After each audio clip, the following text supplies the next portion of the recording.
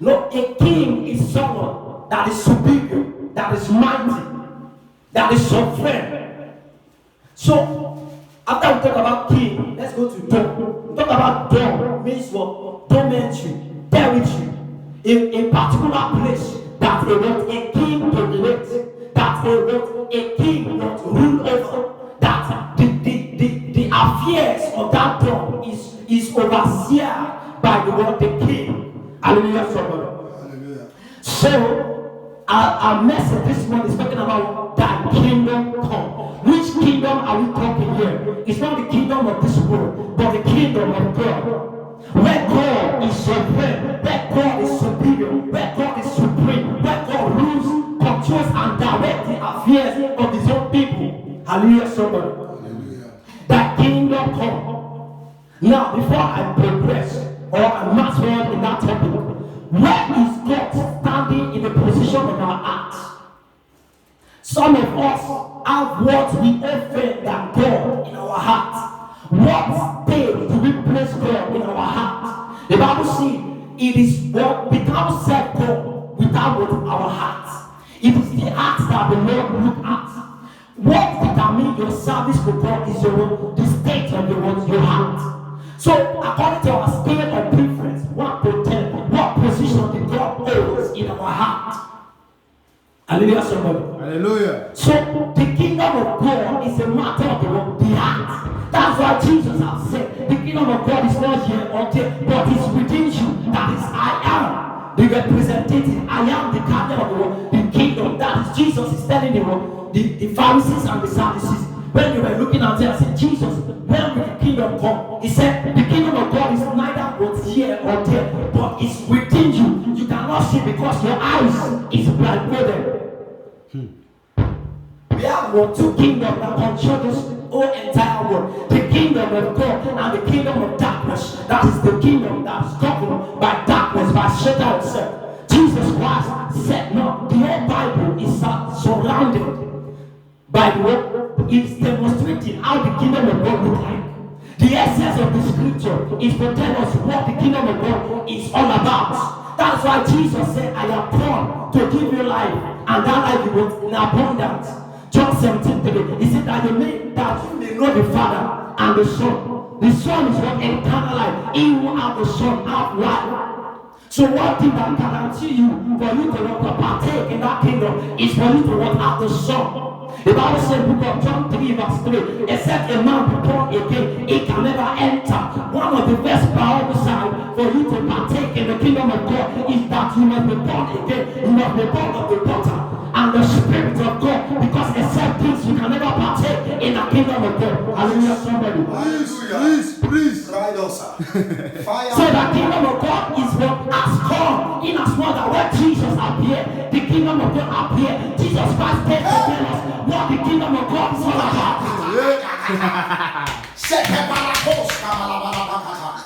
John 10 verse 10, it says something. The kingdom of the darkness, their major work is to kill, to steal, and to destroy. They have no other agenda. They are not concerned with your welfare. But what they come is to what they take from you, to steal and to destroy. But Jesus said, I have come to give you life. I have come to introduce the kingdom to you.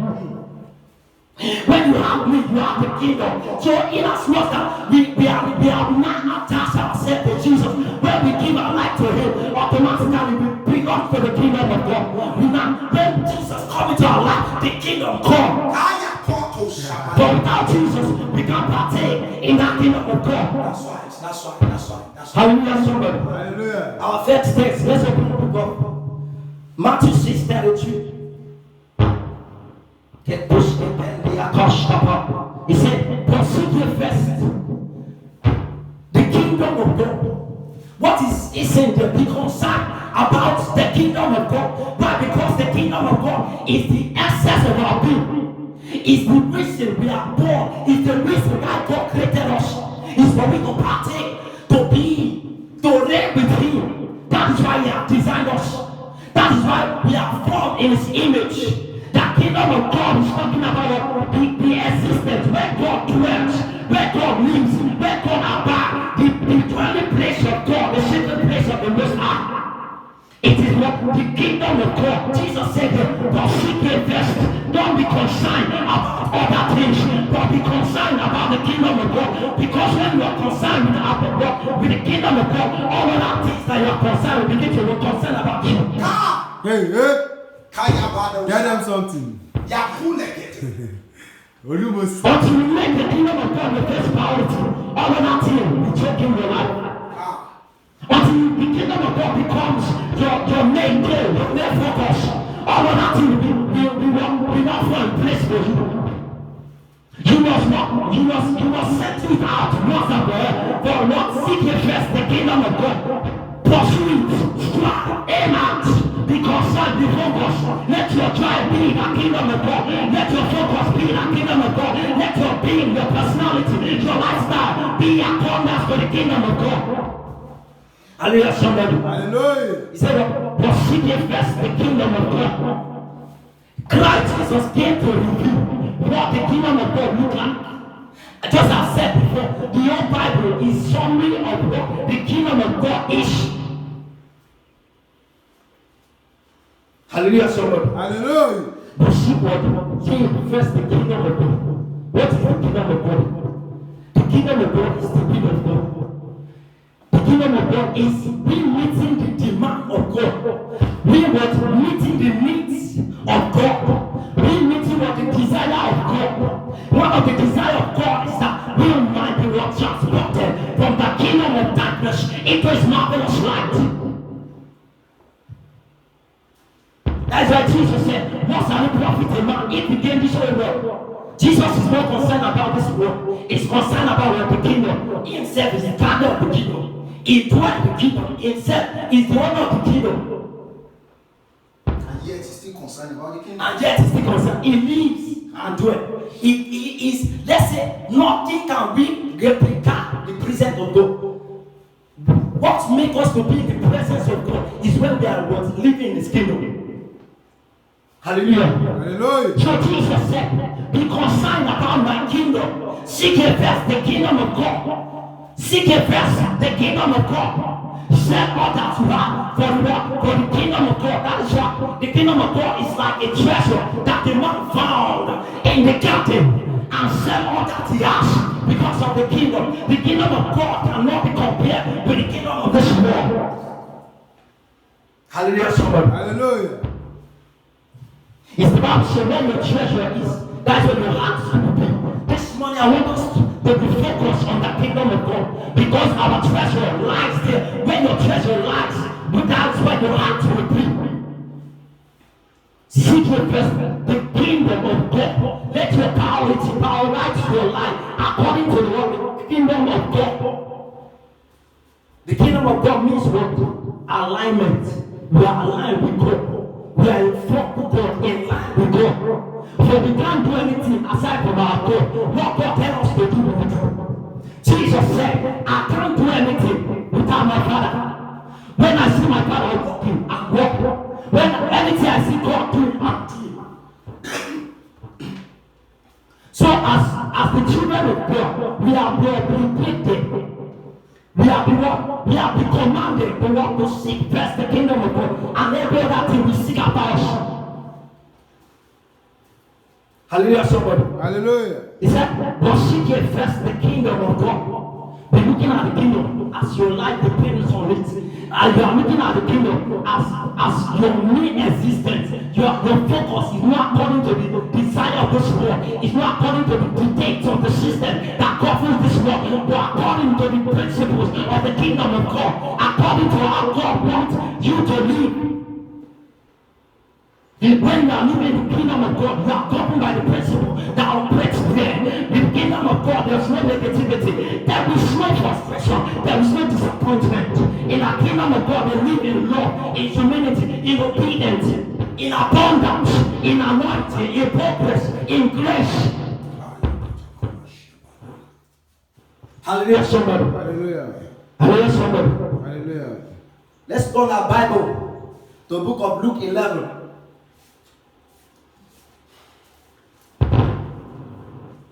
Verse 2. And he said unto them, when you pray.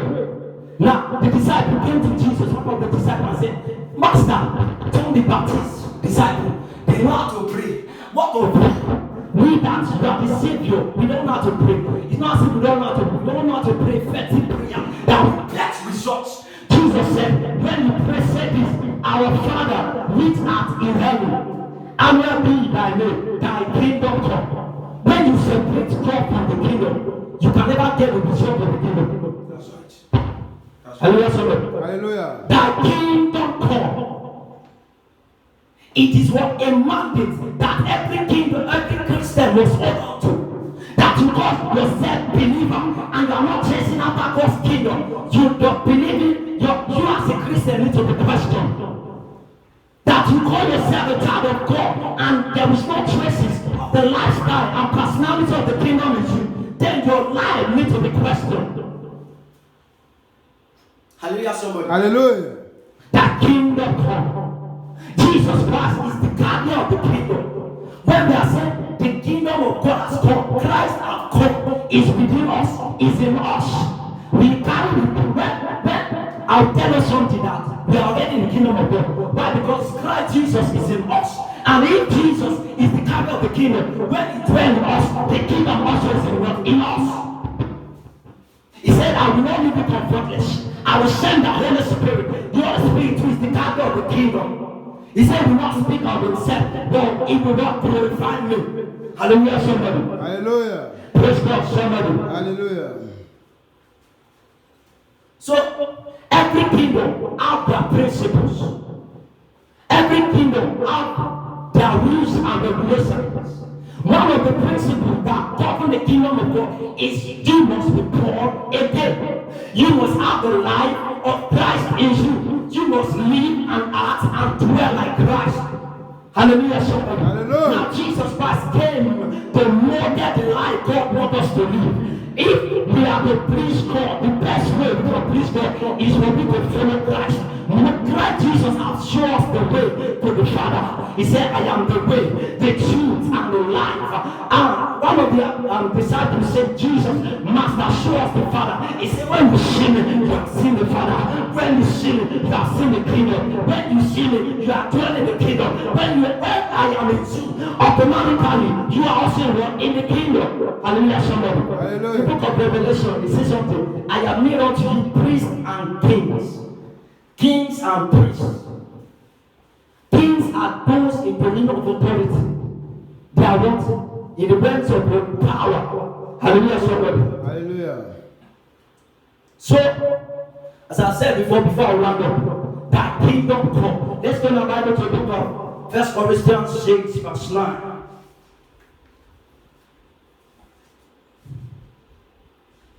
Let's go to Corinthians 6, verse 9.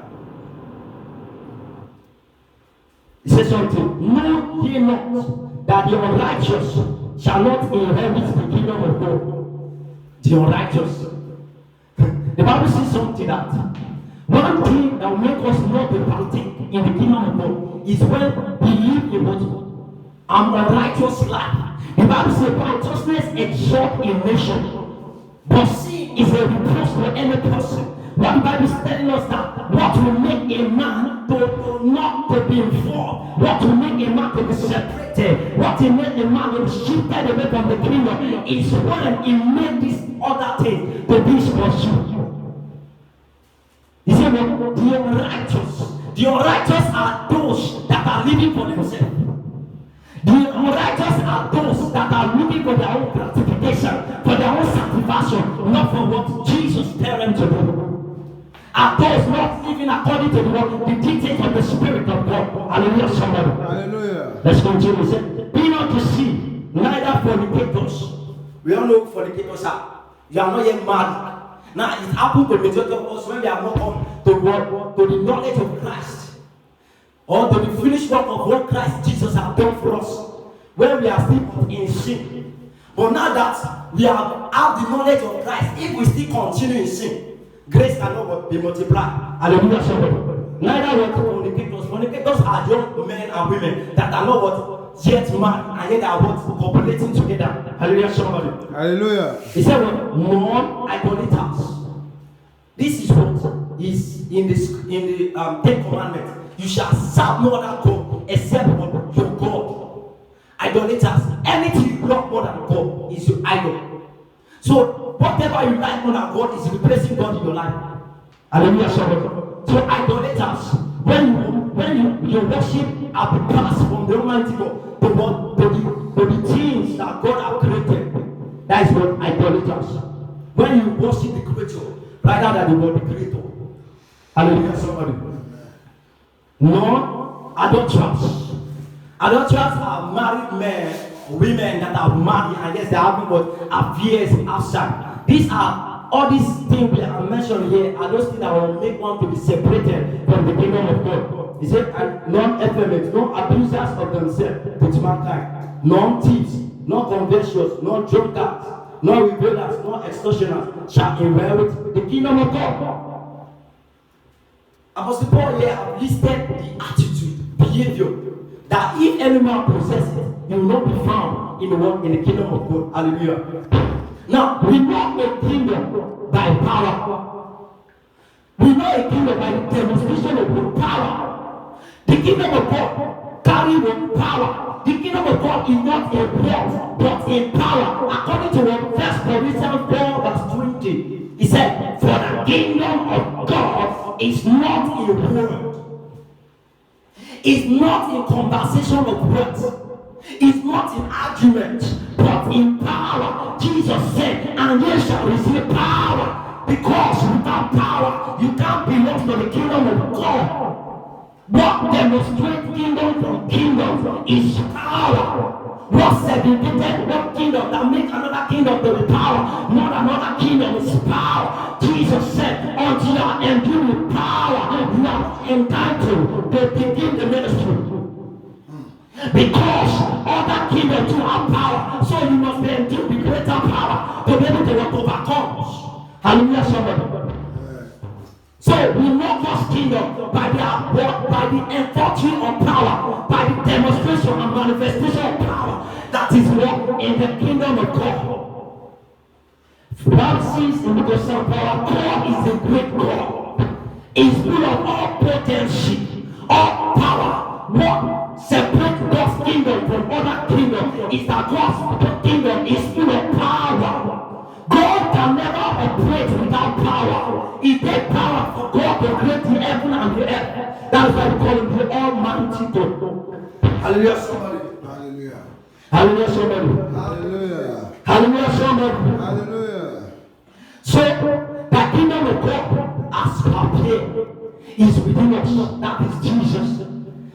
Apostle Paul said, Christ in me, the hope of glory. Hallelujah, somebody. Let's turn our Bible to still out 1 Corinthians 6. 15, 15 verse 50. Now this I said, brethren, that flesh and blood cannot inherit the kingdom of God. Neither does corruption inherit incorruption. Hallelujah, somebody. That is what Jesus said. Unless you are born again with the water and with the spirit, we are a spirit being. And if we must worship God, we must worship God in truth and in spirit. God is a spirit, and He seeks those that will worship Him in truth and in spirit. Hallelujah, somebody. So here the Bible says, flesh and blood, human by themselves. We cannot, by our flesh and our blood, we can never partake. We cannot dwell. We are not fit to enter into the world, the kingdom of God. Why? Because man in their best have the nature of sin. So it takes you to be transformed into the realm of God, which is the realm of the spirit. So it is expedient, it is necessary for me to be born of God. Let's turn our Bible to the book of John 1:12. John. I'm going. Now, verse 12, he said, but as many as was able, to them gave he power to become the sons of God. You can't become the son of God and you are still living in sin. God that we serve is a God of righteousness. He's a God of holiness. He's a God of purity. So when we say we are the sons of God, means we are born of God. God is the one that is ordering our life. automatically can live our life in shame. Hallelujah, somebody. Hallelujah. So that passage, 1 Corinthians 15:50 said, flesh and blood, human being that we are, in our own state like this, just like the nature of Adam, can never what partake, can never what inherit. It takes us to be transformed, to be what enlightened, to be what, to be for the corrupted, cannot what see the incorruptible. Why? Because human beings are corrupted by nature. So God is incorruptible. So we need to be transformed into the realm, dimension of God for we to partake in His kingdom. Hallelujah, somebody. So one of the principles of the kingdom of God for me to partake in the kingdom of God is revealed in the book of Romans 14:17. It says, Romans 14:17. It said, for the kingdom of God is not meat and drink, but righteousness, peace and joy in the Holy Ghost. He said, well, righteousness, right standing with God. What God wants from you, what God wants you to do, righteousness, right living, right standing, being like Christ. The moment you confess Christ as our Lord and personal Savior, He imputs His own life in us. We are marked with His own lifestyle. We begin to live like Him, act like Him. Why? Because He has sent forth the Spirit into our life. So we cannot sin. Why? Because we are born of God. Hallelujah, somebody. Hallelujah. So one of the principles that govern the kingdom of God is what? Righteousness. What God wants us to live, not what we want for our own life. The other one is what? Peace and joy in the Holy Ghost. If these three things is not in us, automatically it shows that we are not born. We are far from the kingdom of God. Hallelujah, somebody. Hallelujah. So, I will run on this note that God's kingdom, we can partake in it if, in as much that the life of Christ is what we are living. We are no longer living to ourselves again. It is Christ that is living in us. Hallelujah, somebody. Hallelujah. So, Jesus Christ, just as I said before, let me just paraphrase. When Christ is now in us, we are already in the kingdom of God. So we are now what representative of the kingdom of God. Through what Christ now is living in us, we become what ambassador of that kingdom. Hallelujah. We no longer want to live to ourselves. We no longer live to the dictates of our flesh, but we need to live according to what to the orders of the Spirit of God. Hallelujah. Because we can't separate the Spirit of God from God. Hallelujah, somebody. Hallelujah. So thy kingdom come.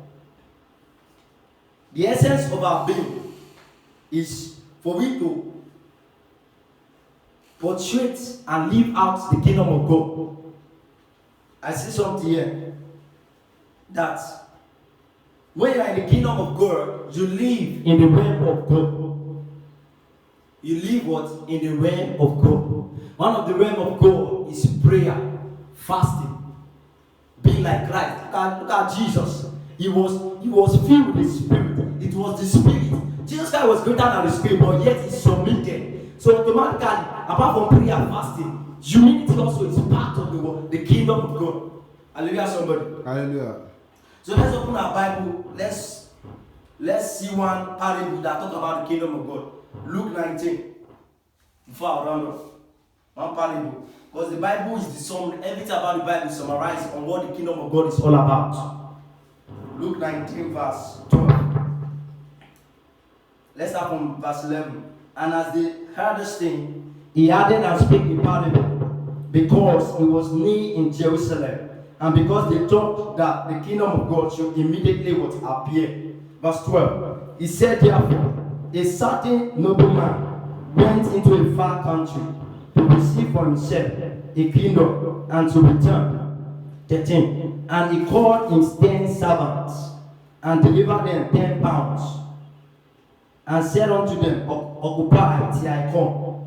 But his citizens hated him and sent a message after him, saying, we will not have this man to reign over us.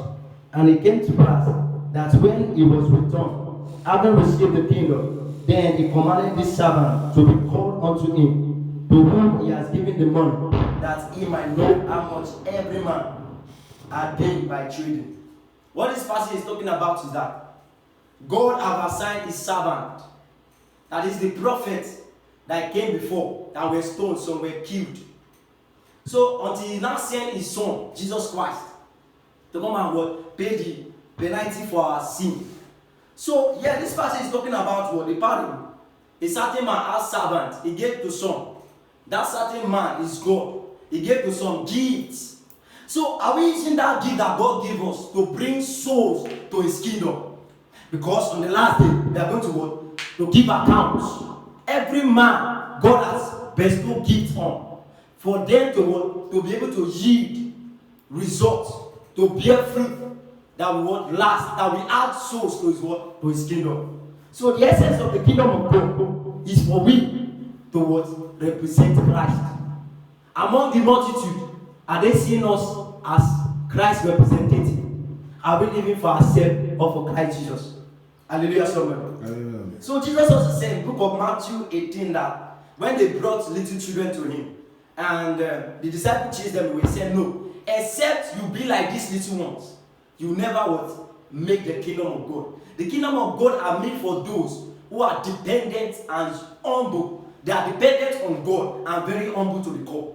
Hallelujah, somebody. Hallelujah. So Jesus Christ himself, he was God, but he humbled himself even unto the death of the cross. Hallelujah, somebody. Hallelujah. He laid down his own life, not because anyone take it from him, but because he loves us. So one of the principles that govern the kingdom of God is love. For without love, you can't claim that you love God and you hate your neighbor, your brothers or your sister. Automatically, God is not in you. How can you claim you love someone? God that you not see, you claim you love, but your neighbor that you see, you not love. Automatically, that person needs to be what? Questioned. So the essence, the summary, this Bible, this scripture is captured every from the basis to the what? The complex is captured on what the kingdom of God is all about. Every parable we see, everything here is pointing to what? How the kingdom of God functions. What God is expecting of us as own children. Hallelujah, somebody. Hallelujah. So the kingdom of darkness also, the kingdom of Satan. Satan would blindfold someone to the salvation of Christ. It will make us not to have the knowledge of the Holy Spirit. It will make us not to come to the finished work of Christ. That's why the Bible says the devil has blindfolded the people that they should know what the God of this world has blinded the mind of the people that they will not be enlightened, that their eyes will not be open to the salvation of Christ. Why? Because the essence of God is embedded in Christ. Hallelujah, somebody. Hallelujah. So the kingdom of God has come, has appeared unto us. Hallelujah, somebody. Hallelujah. For me to sum up, let's open our Bible to still Luke 22, Luke 12, Luke 12, 23 to 31.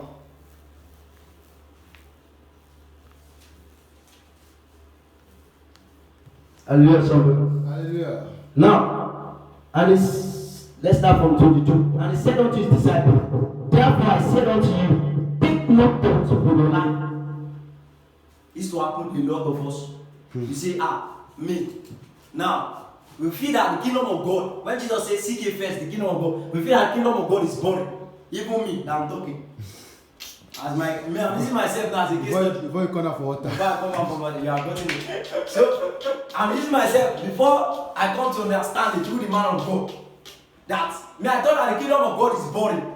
But, let me tell you, just do 1 week of prayer, consistent prayer, fasting, study of the word, and tell me that is there any work in this world that can be compared with that work? You pray 6 to 6 back to back, in the morning to evening, 6 to 6, don't stop.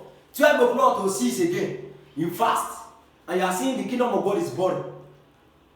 Majority of us are living our life because we thought that we know what we want for ourselves best.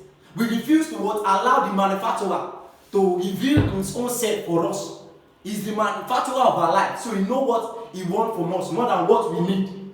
He said, Jesus said here that Therefore I say unto you, take no thought for your life.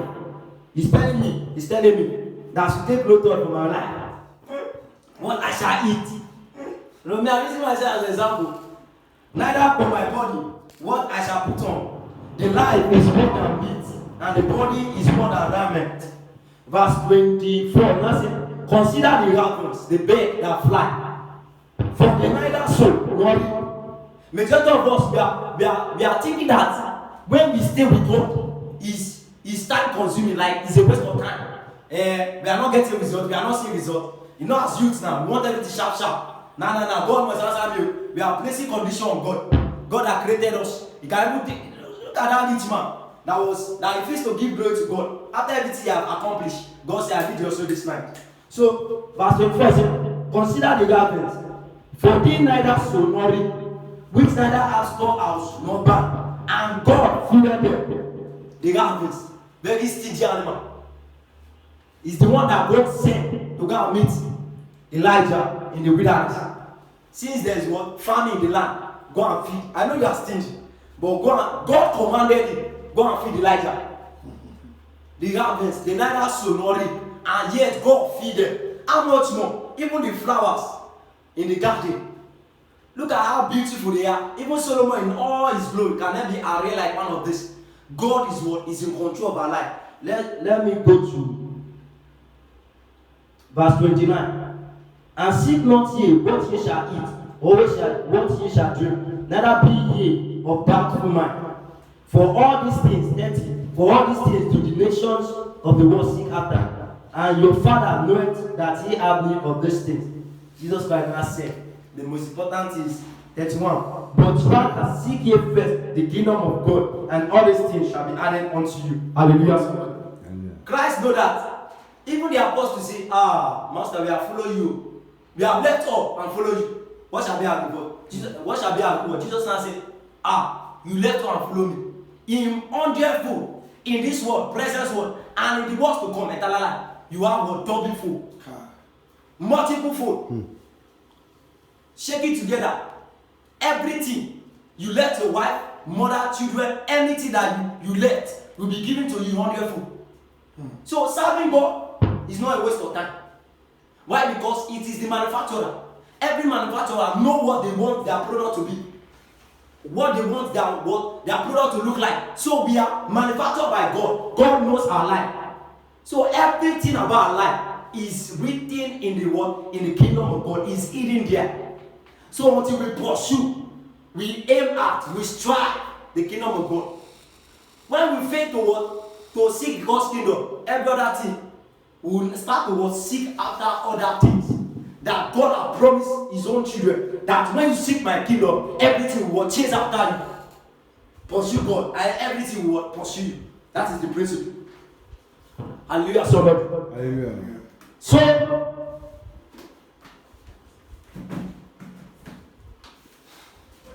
the essence of the kingdom of God is we are living according to what the director of what the director, that is the Holy Spirit, that is what dictating our life for us. We are no longer living from our environment to ourselves, to our own subconscious mind, but we are living according to what the Holy Spirit wants us to do and live. Hallelujah, somebody. Hallelujah. So I'll end on this note that God's kingdom is near us, is even within us, is in us. Why? Because Christ Jesus, Apostle Paul said, Christ in me, the hope of glory. If Christ is in us, the Bible says, greater is he that is in us than he that is in the world. So in as much that we have accepted Christ, automatically we are what? In Christ. We are what? In the kingdom of God. Our life is embedded in the kingdom of God. In as much that Christ in us is in us, our life is what? Is embedded, is hidden in God's kingdom. Hallelujah, somebody. Hallelujah. So that's that for this morning. That's that for this morning message. But let me summarize. Everything I've said so far is all that everything is hidden here in the scripture. The kingdom of God. Everything about the kingdom of God is summarized. This scripture summarizes everything we need to know about God's kingdom. And the kingdom of God is talking about the reignship. it is God that is overseeing everything through His Son, Jesus Christ. That is why God Himself will not judge. It is Jesus Christ that will judge. You just say, whatever I see my Father doing, I do. If I judge, I know my judgment is what is correct. Why? Because the Father lives in me and I in Him. So the kingdom of God is the highest of all kingdoms in the universe. Why? Because God is full of power and might. So there is no other God like the Most High God. So the kingdom of God should be our focus. Should be our daily. We can never study God finish. As the more we pursue, the more God is unraveling something, the mystery of the kingdom. That's why He tells His disciples, to them it is not given, but to you. Why? Because His disciples are those people that are eager to know His mind. So when we chase God's kingdom, God is revealing His mind to us. We begin to know the deep things of God, the mysteries of the kingdom of God. So the more we search, the more we sit down, the more we relate, the more we spend time in our secret place, God Himself will begin to reveal the more in His kingdom. Why? Because the kingdom of God is so broad that you cannot study it finish in a day. It's deeper than the greatest scientists ever known in human being existence. So, the kingdom of God. God wants the best for us as His own sons and daughters. That is why He sent forth His Son, the replica of His kingdom. How the kingdom of God is Christ Jesus. Just study the life of Christ and you know all about kingdom of God. I pray that God will help us in Jesus' name. Thank you so much. Thank you, man of God. Thank you, Jesus. Hallelujah, somebody. Hallelujah. I'm short. Thank you. Hallelujah. Hallelujah. Hallelujah. Hallelujah.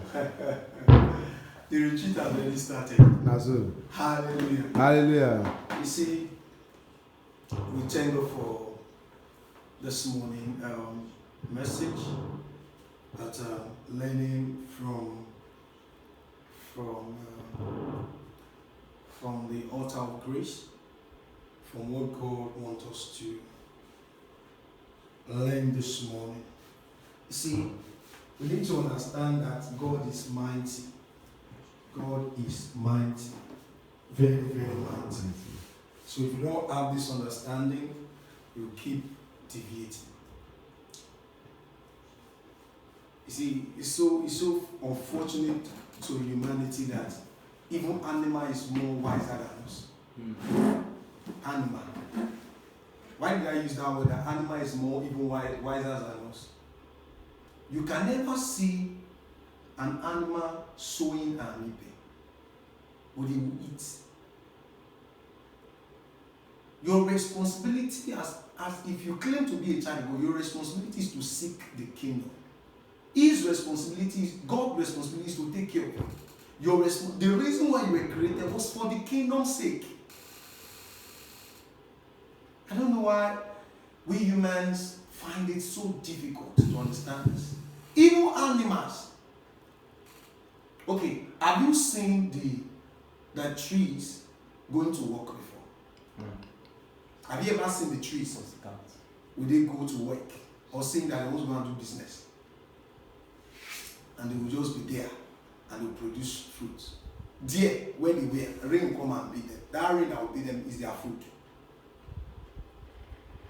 Because if the rain didn't come, they won't grow. So the rain will come and meet them exactly at the spot where they are.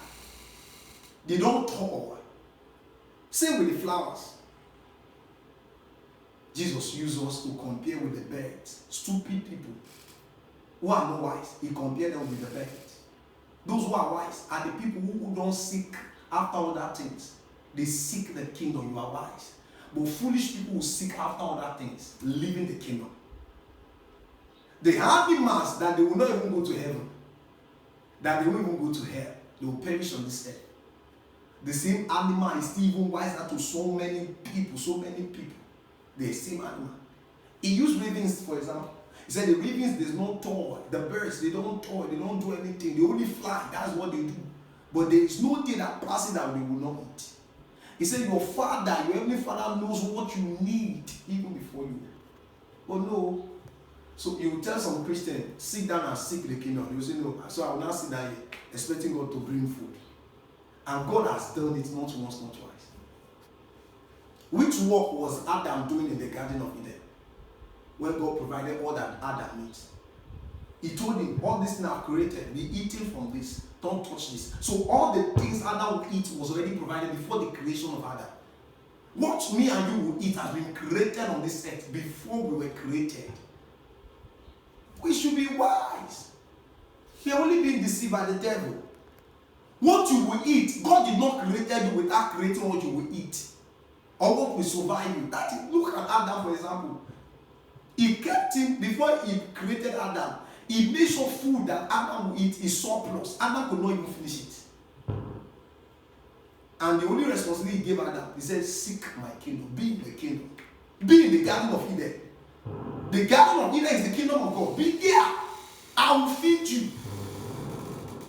And in as much Adam was in the garden, he would never lack food, he never lacked clothes, he never lacked anything of this world.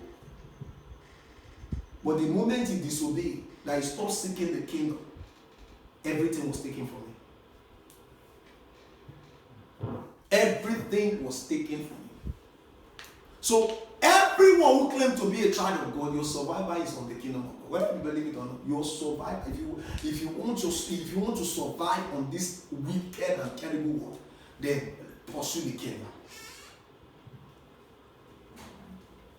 Look at Jesus, the master. He came to this world, did not chase business, did not chase work, did not chase anything. He was chasing the kingdom. The kingdom was his business. The kingdom was his academics. The kingdom was his PhD. The kingdom was his BSc. The kingdom was his what? Was everything he needed in life. And after the kingdom, what happened? He became the king of kings. A king was elevated to become a king of kings.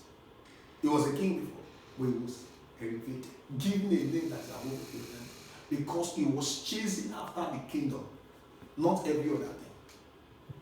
When we understand it, it make life easy for you. You will be struggling like the way other people are struggling. All your concern will be, how can I please God? It will be your concern. How can I please God? It will be your concern. He said, take no thought of your life. If you are still thinking about your life, you are not chasing the kingdom. People who chase kingdom, they don't think about their life. Their life is not there. You are not the owner. Which life are you thinking about? Did you create the life? Were you the creator? So why are you not thinking about the life? Did you tell God to create the life before he gave you life? Which permission did you give God before God created life? So why do you think you have the ability to think about your life? He said, no, take no thought about your life. The thought you should take is the kingdom, not the life. If you lose your life, there's still another life in the kingdom. He said, take no thought about this limited life, this life that is perishable. Take thought of the kingdom that holds the eternal life. But this is the generation that they won't listen. They will turn everything upside down, turn scripture upside down, turn things upside down. Instead of them to tell us about seeking after the kingdom, you tell them seeking after prosperity, seeking after other things that God said is going to add. Now God is saying that other things is the one that will add it. It is not your work to add it. You can't add them. Your responsibility is that, look at it, just like how you instructed the man. He said, husband, love thy wife. Woman, submit to your husband. Simple. Your responsibility is, as a believer, seek God. And God will do what? Add other things. But this generation, we seek other things that we cannot add. That it is only God that can add it. That's what we are seeking. Nobody can add value to their lives except God. There is no, all the richest men that the whole world has ever recorded before, there is no one that can be compared with the wealth of Solomon. That's just a man that God just added something to. Something. He just added something to the guy's life. And yet the whole world has never recovered from it. And meanwhile, when Jesus came, he said, the wealth of Solomon, the glory of Solomon can never even be compared with the flower. That flower on it. He said he can never, despite the little thing that God added in the life of Solomon. The day we understand this, we won't be chasing money, we won't be chasing cars, we won't be chasing houses, we won't be chasing position, we won't be chasing this. The only thing that will be in your four square mind, in your medulla oblongata, will be what? The kingdom.